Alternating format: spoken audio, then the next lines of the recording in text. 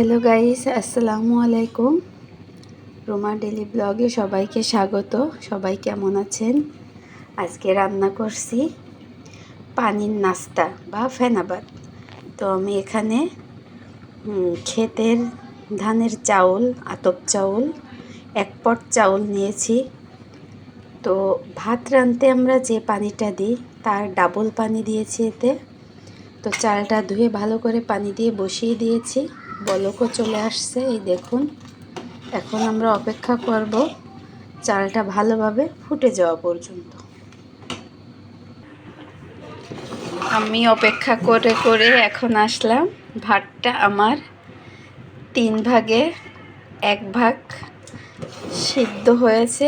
তো এখন আমি আস্তে করে অল্প জালে রান্না করব আর ঘুরতে থাকব। এখানে দিয়ে দেব পরিমাণ মতো লবণ দিয়ে দিয়েছি। আর এখানে একটা নারকেল কুড়িয়ে নিয়েছি, এই নারকেলটাও দিয়ে দেব। লবণ দিয়ে দিলাম, নারকেল দিয়ে দিলাম। এবার ঘুটে ফুটে ভালো করে আমি মিশিয়ে নেব।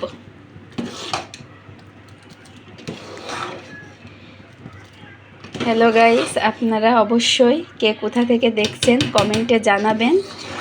আর আমার এই পানির নাস্তা বা ফেনাবাদটা কেমন হলো অবশ্যই কমেন্টে জানাবেন।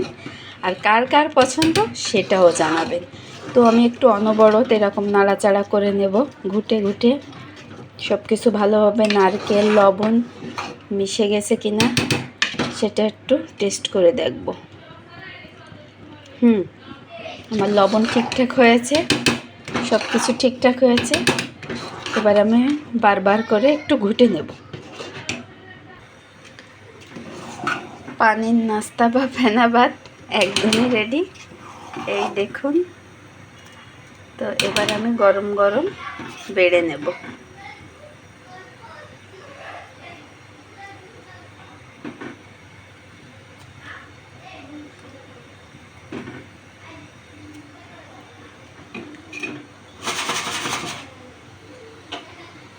এই যে আমার নাস্তাটা, পানির নাস্তাটা একদমই রেডি। এই হচ্ছে পানির নাস্তা রান্না। তো ভিডিওটা কেমন হয়েছে সবাই কমেন্টে জানাবেন। আর সবাই একবার বাসায় ট্রাই করবেন। পাকা কলা বা খেজুরের গুড় দিয়ে পানির নাস্তা খেতে খুবই ভালো লাগে। খুব গরমের দিনে বিশেষ করে খুব ভালো লাগে, পেটটা ঠান্ডা থাকে। তো সবাই ভালো থাকবেন, সুস্থ থাকবেন। আল্লাহ হাফেজ।